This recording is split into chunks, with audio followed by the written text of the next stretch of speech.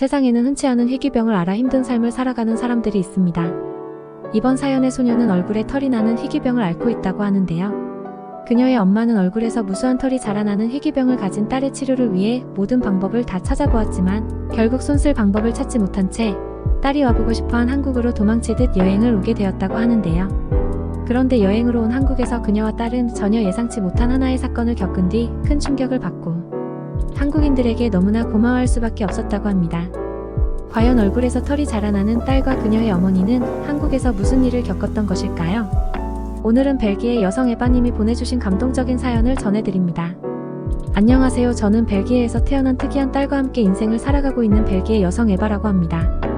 대부분의 엄마들이 딸이 있다면 딸과 함께 평화롭게 산책하러 가거나 같이 쇼핑도 하면서 재미있는 시간을 보내고 평범하게 살아오겠지만 제 딸 소피는 이러한 생활들을 꿈꾸는 것은 약간 힘이 드는 아주 특별하고도 소중한 딸인데요. 물론 딸인 소피에게는 아무런 문제가 없지만 제일 크게 문제가 되는 부분은 바로 소피를 쳐다보는 다른 사람들의 시선과 선입견이 너무나 크게 작용하는 것 같습니다. 저에게 너무나 작고 귀여운 딸인 소피는 태어났을 때부터 얼굴에 머리카락이 자라나는 희귀병을 가지고 태어났습니다. 처음 벨기에에서 지금의 소피를 낳게 되었을 때 저의 남편이 출산실에 함께 있었는데 세상 밖 처음 나온 소피를 보고는 말로 표현할 수 없는 당혹감을 드러냈던 표정과 저에게 도움을 주시던 의사분들조차도 당황했던 모습이 아직도 저희 머릿속에는 아주 선명하게 남아있습니다. 처음 세상 밖으로 나온 소피의 얼굴에는 어떠한 원인 때문인지는 몰라도 검은색의 점 같은 것들이 얼굴에 많이 있었기 때문에 저는 곧바로 저희 몸을 회복하면서도 딸인 소피를 걱정할 수밖에 없었습니다. 출산을 담당해주신 벨기에의 의사분께서도 소피가 가지고 있는 희귀 질환에 대해서는 조심스럽게 접근해야 할 필요성이 있다는 말씀을 해주시면서 차례로 소피가 가지고 있는 병이 정확히 무엇인지 다양한 검사들을 통해 장기간의 시간을 두고 하나씩 검사를 진행해 나갔습니다. 다행스럽게도 그러한 부분 빼고 소피의 몸은 다른 아이들보다도 더욱 건강했고 신체적으로 문제가 있던 것도 아니었기 때문에 그 점은 매우 마음이 놓였던 부분이었죠. 하지만 검사 결과는 생각했던 것보다 더욱 충격적이었습니다. 일종의 증후군 중 하나로 알려진 희귀병을 가지고 있는 것으로 밝혀졌고 어떠한 치료 방법도 없기 때문에 소피는 이제부터 평생을 살아가면서 얼굴에서 자라나는 머리카락과 같은 털을 관리하면서 살아가야 하는 어려움이 있다는 얘기를 듣게 되었죠.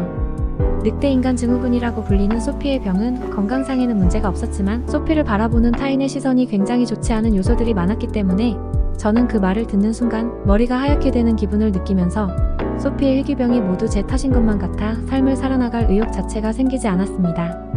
소피는 그러한 사실을 아는지 모르는지 1년, 2년 아무것도 모르는 나이의 상태로 성장하게 될수록 얼굴에 털이 함께 길어지게 되었고 저는 그러한 소피의 모습을 보면서 어떻게 해야 소피가 살아가는데 어려움이 없을지 어떻게 하면 소피가 행복해질지 참 많은 고민을 했습니다. 유명한 의사분들과 희귀병만을 담당하는 벨기에의 의사분들을 전부 수소문에 찾아가 보았지만 지금 소피의 병은 정확한 치료제가 없어서 그저 할 수 있는 방법으로는 얼굴에서 자라나는 털을 주기적으로 관리해 그저 사람들이 표면적으로 보았을 때 혐오감이 덜 들게 하는 것만이 제일 나은 방법이라면서 자신들도 어쩔 수 없는 상황이라는 좋지 못한 결과만을 얘기해 주었습니다. 그리고 그 중에서도 더욱 이해할 수 없었던 것은 몇몇 의사분들은 소피의 희귀병 증상이 전 세계에 얼마 없는 증상인데 소피 자체를 자신의 논문 대상으로 삼아도 되겠냐는 무례한 질문까지 하며 마치 소피를 하나의 인간이 아닌 무언가 연구의 대상처럼 보는 시선을 저로 하여금 벨기에가 얼마나 황당스러운 나라인지 느끼게 하는 계기가 되어주기도 했습니다. 그리고 바로 그때쯤 저와 인생을 함께하기로 약속했던 남편도 저와 갈라서게 되며 우리는 하루아침에 이혼 가족이 되어버리고 말았죠. 어느샌가부터 남편은 소피의 얼굴에서 자라나는 털을 보면서 자신의 딸이라는 사실이 확실한데도 소피가 자신의 딸이 아니라면서 소리를 지르거나 소피를 처음 보고 징그럽다고 생각하는 다른 사람들처럼 똑같이 생각하며 소피 자체를 받아들이지 못하는 모습을 자주 보여주었습니다. 저로서도 당연히 그럴 수 있다고 생각했지만 어쨌든 우리는 소피를 세상 밖으로 태어나게 한 부모인데 어떻게 저러한 태도를 보일 수 있을까라는 생각을 하게 되었고 저는 남편에게 왜 이렇게 책임감이 없냐는 말과 함께 소피가 태어난 것은 우리의 책임 또한 있기에 지금 소피가 겪고 있는 희귀병도 우리가 결국 끝까지 책임지고 치료해 주어야만 소피의 인생이 보장된다는 말을 하며 참 많이도 싸웠습니다.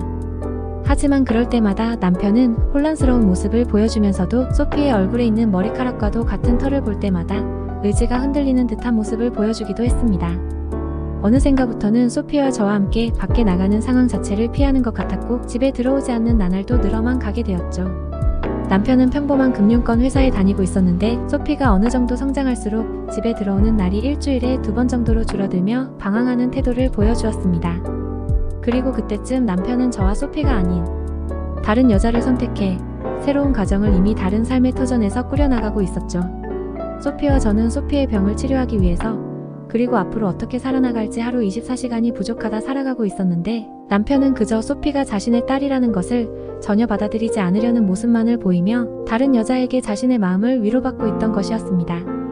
처음 이 사실을 알게 되었을 때는 드디어 올 것이 왔다는 생각과 함께 화가 나기는커녕 무언가 마음이 편하다는 생각도 들었습니다. 저는 곧장 남편과 이혼 절차를 진행하게 되었고 법원에서도 소피와 저의 상황을 특수하게 생각해 저는 일정 수준 이상의 위자료를 남편으로부터 받을 수 있었습니다. 하지만 이제부터 소피와 저의 삶에서 아버지와 남편이 없다는 사실은 저는 괜찮아도 앞으로 많은 고난을 겪어가며 성장하게 될 소피에게는 든든한 버팀목이 하나 없어진 것 같아서 무언가 막막하다는 기분도 들었습니다. 그렇게 다시 시간은 흘러 소피는 정상적으로 학교에 갈 수 있는 나이까지 성장하게 되었고 아마 그때쯤 자신의 모습이 다른 아이들과는 다르다는 것을 처음 느끼게 된 것 같았습니다. 평범하고도 일반적인 벨기에의 대부분 학교에서는 얼굴에 털이 있는 소피가 교실에 있는 것 자체가 다른 아이들에게 좋지 못한 영향을 줄 것 같다면서 특수한 장애인들만을 관리하는 대상의 학교에 가는 것이 좋을 것 같다는 말을 하며 소피가 입학하는 것을 지속해서 거부하더군요. 그리고 소피도 그때부터 다른 사람들이 자신을 정상적으로 보지 않는다는 사실을 깨달았고 점점 밖으로 나가서 활동적으로 생활하는 것을 거부하기 시작했습니다. 대부분의 벨기에 미용사들은 소피의 얼굴을 직접 보고 나서는 전부 다 거부당하기 일쑤였습니다. 자신의 가위에 소피의 병이 오물 수도 있지 않냐면서 매장에 들어가기도 전에 소피와 저를 쫓아낸 적도 있고 그냥 얼굴을 보자마자 당황스러워하며 당장 매장 밖으로 나가라고 말한 상황이 대부분이었기 때문이죠. 그렇게 소피와 저는 점점 더 사회와 고립되어 갔습니다. 병을 치료해주기 위해서 온 힘을 다했지만 소피는 그 어린 나이에 집에서만 있는 시간이 길어져만 갔고 저 또한 어느 것도 해줄 수가 없어서 그저 답답한 마음이 앞서게 되었죠. 그러던 어느 날 문득 그런 생각이 들었습니다. 만약 벨기에가 아니라 차라리 다른 나라라면 오히려 소피가 자유롭게 행동하고 다른 사람들의 시선에서 자유로워지지 않을까라는 생각을 하게 되었고 조금 더 이러한 기준에서 타인을 신경 쓰지 않는 나라라면 소피와 제가 살아가는 것이 한결 수월하지 않을까라는 생각이 들었죠. 그때부터 저는 소피와 저의 상황에 맞게 살아갈 수 있는 다른 나라들을 찾아보기 시작했습니다. 생각보다 이러한 사회적 문화를 가진 나라는 거의 없었지만 한국이라는 나라는 저와 소피가 살기에 어느 정도 안정적인 상황으로 보였습니다. 인터넷으로 정보를 찾아본 적도 있었지만 아주 오래전 소피와 함께 무언가 모임에 참여했을 때 거기 있었던 한국인분이 유일하게 소피에게 말을 걸어주고 사탕을 쥐어주었던 단순한 기억이 강하게 남아있었기 때문이기도 했죠. 그날 이후 저는 소피와 관련된 모든 학업을 중단시켰고 잠시나마 한국을 경험할 수 있기 위한 준비들을 시작했습니다. 그렇게 저와 소피는 지금의 고통스러운 나라 벨기에를 피해 한국의 부산이라는 도시에 도착할 수 있었습니다. 매우 다행이었던 것은 제가 알고 있던 벨기에 이웃 주민 중 한 사람이 부산에 자신의 가족이 거주 중이라고 해서 저를 어느 정도 안내해 줄 수 있는 장점이 컸기에 부산으로 간 것도 있었죠. 도착한 부산은 바다가 있는 매우 아름다운 도시였습니다. 처음 부산에 도착하고 며칠간은 그저 소피와 함께 부산의 길거리들을 걸어다니며 그곳의 분위기를 알아보기 시작했죠. 다행스럽게도 몇몇 사람들만 소피의 얼굴을 자연스럽고 어느 정도 신기하게 쳐다볼 뿐 그것을 막 징그럽게 생각하거나 소피의 앞에서 직접 화를 내며 한국을 떠나라는 말은 하지 않았습니다. 벨기에에서는 길거리에 걸어다니기만 해도 제대로 된 산책이 힘들 정도였는데 부산에서는 자연스럽게 모든 일상생활이 가능했죠.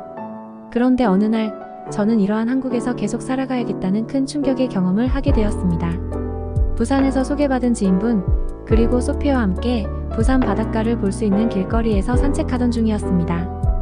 그런데 지금까지 전혀 보지 못했던 무언가 신호등에 색깔 같은 간판이 눈에 보였고 가까이에서 그것을 보니 안에는 나이가 많은 할아버지분께서 또 다른 노인분들의 머리를 정리해주고 있었죠.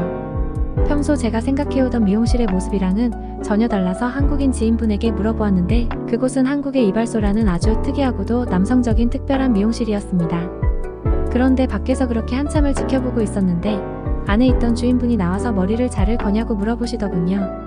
처음에는 당황했지만 저는 혹시나 하는 마음에 마스크에 가려져 있던 소피의 얼굴에 있는 털을 보여주면서 얼굴에 있는 털도 잘라주실 수 있냐고 여쭤보았습니다. 그런데 그 중년의 남성 주인분께서는 모든 머리는 다 자르면 되지. 무슨 문제가 있냐면서 당장 들어오라는 말과 함께 저와 소피에게 한국의 전통 음료인 식혜를 내어주셨어요. 소피의 얼굴을 보고 당황할 줄 알았는데 전혀 당황하지 않는 그 한국인 중년 주인분의 모습에 저는 매우 의아하다고 생각했습니다. 더욱 놀랐던 것은 소피를 대하는 태도였습니다. 얼굴에 털이 있는 사람이 아닌 정말 그저 성심성의껏 머리카락을 잘라주기 위한 질문만을 건네셨고 얼굴에 있는 부위를 자르실 때 당황하실 법도 했지만 최대한 소피의 얼굴에 털이 닿지 않게 해주시면서도 멀리서 보았을 때 잘 표시가 나지 않게 아주 섬세한 기술로 소피의 얼굴에 있는 털을 정리해주시기 시작했습니다. 그렇게 정말 40분가량 아무 말도 없이 작업에만 집중하셨고 나중에는 얼마나 집중하셨는지 얼굴에서 땀이 흐를 정도였죠. 그러한 모습을 보고 있는데 무언가 알 수 없는 복잡 미묘한 감정이 생겨나면서 저는 그만 울음을 터뜨리고 말았습니다. 소피의 머리를 잘라주고 계시던 그 중년의 한국인 남성분도 무언가 느끼셨는지 소피의 얼굴에 있는 털을 정리해주면서 지금까지 많이 힘들었겠다고 말씀해주셨는데 그것은 저에게 매우 많은 마음의 울림을 들려주게 되었죠. 그 뒤 그 한국인 이발소 주인공과 어느 정도 대화를 나눌 수 있었습니다.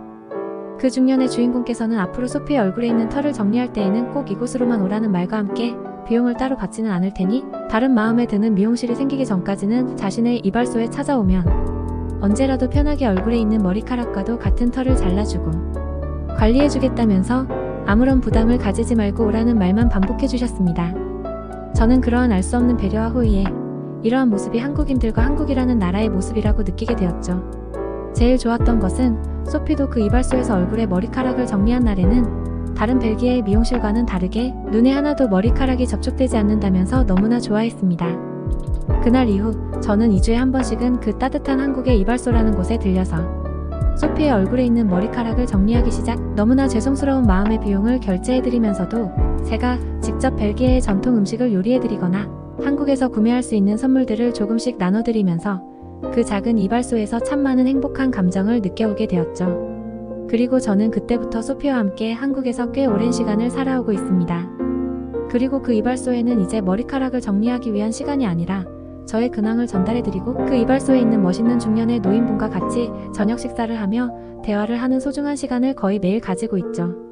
아직까지 소피의 병에 대한 정확한 치료제는 없지만 그래도 한국이라는 나라에서 살아갈 수 있는 따뜻한 감정과 용기를 주신 그 이발소 주인분에게 감사하다는 말씀을 전해드리며 가끔 소피에게 좋은 말씀을 해주시는 길거리에 한국인분들께도 언제나 감사하다는 말씀을 드리고 싶습니다.